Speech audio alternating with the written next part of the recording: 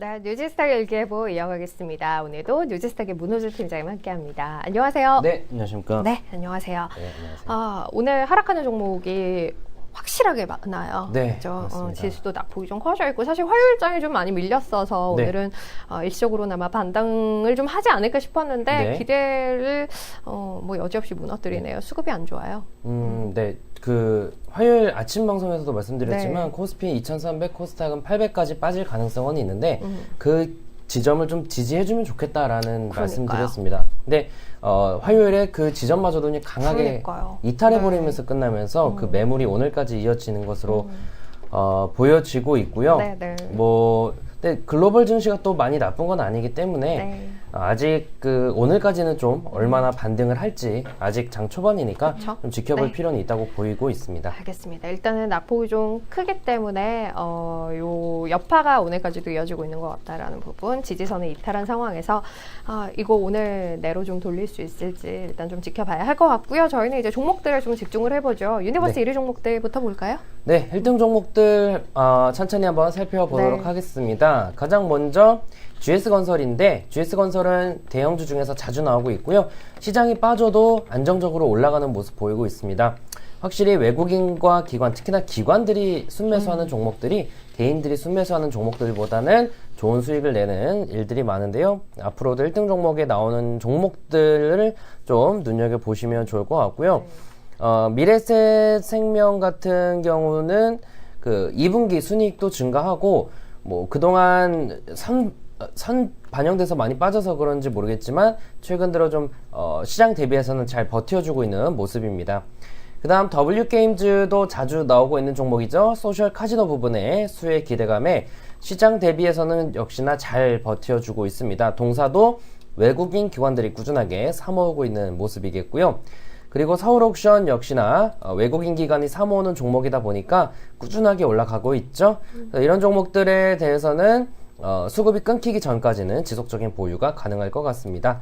원익의 경우에는 2분기 영업이익이 전년 대비 77%가 성장했고 자회사의 외형 성장으로 꾸준한 실적 개선이 예상된다라고 하네요. 일단 이 121선 가격이 6,800원인데 요 윗단만 지지해 준다면은 전고점 뚫고 상승을 한번 기대해 볼 수 있을 것 같습니다. 액트로 어제 추천준대 1등 종목이 나왔습니다. 네. 조금 이따 보도록 하겠고요. 모멘텀에서는 SK 이노베이션 3분기 그 영업이익은 전년 대비 21% 정도 감소가 예상되지만 컨센서스 추정치보다는 상회할 것으로 기대되고 있습니다.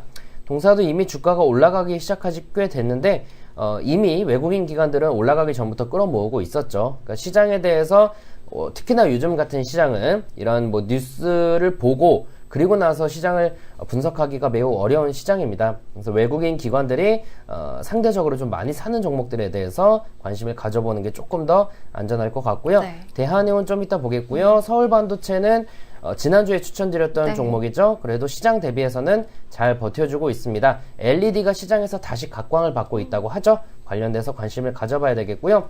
대면 코퍼레이션 같은 경우는 3분기 예상 영업이익이 112억 원으로 전년 대비 114%가 증가할 거로 기대가 된다고 합니다. 금강산 관광 정상화 기대라는 남북 경협 테마도 가지고 있습니다.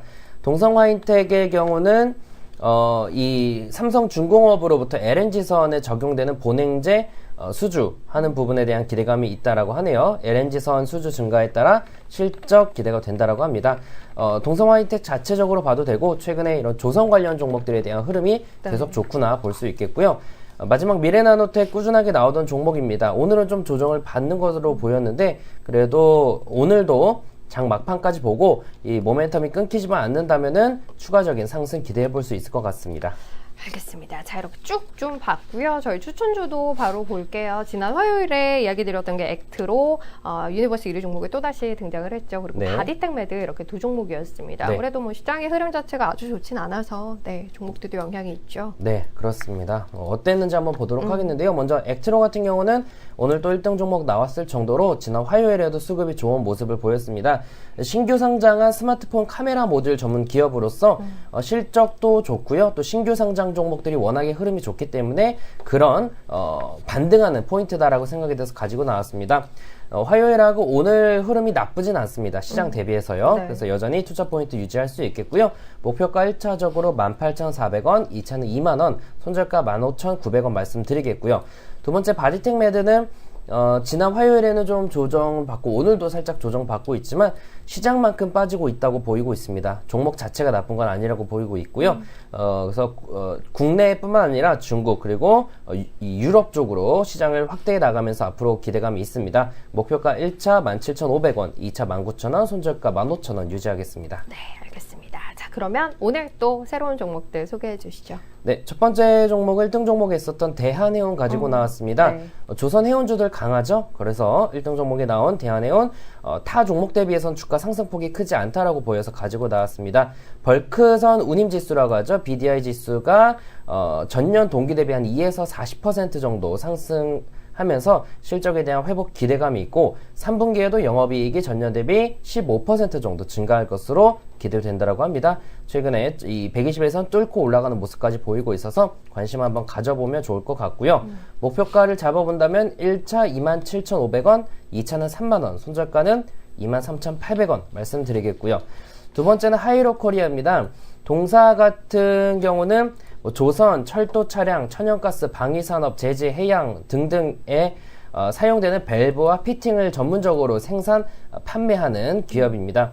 그렇기 때문에 약간 조선업종의 반등에도 영향을 받을 수 있고 오늘 또 남북 경협주가 다시 오르죠. 네. 그래서 그런 철도 관련된 남북 경협 테마로도 엮일 수가 있습니다. 그 외의 부분들에 대해서는 실적이 좋다라던가 그런 것은 아니지만 그래도 주가가 그동안 많이 빠져서 바닥을 다지고 있고 또 외국인 기관들도 이 기업 자체의 이런 모멘텀 대비해서는 수급이 좋기 때문에 충분히 한번 모아가는구나라고 느껴지는 부분이라고 볼 수 있겠고요. 관련돼서 바닥권에 있는 테마주 정도로만 보시기 바라겠습니다.